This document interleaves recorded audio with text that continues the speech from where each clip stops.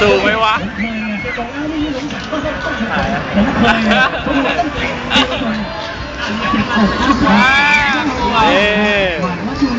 น่าซีกเลยกูความสูงสุดที่สูงสุดเลยเนี่ยแต่ก่อนนั้นนี่มีตรงนี้ดาราที่ลูกพอแล้วกลัวเอาตั้งนาทีหนึ่งยังเหลืออีกนาทีคนนั้นไปไหนวะถ่ายรูปเดี๋ยวเมื่อไหร่จะถ่ายรูปอีกนะคนนั้นอยู่ไหนวะ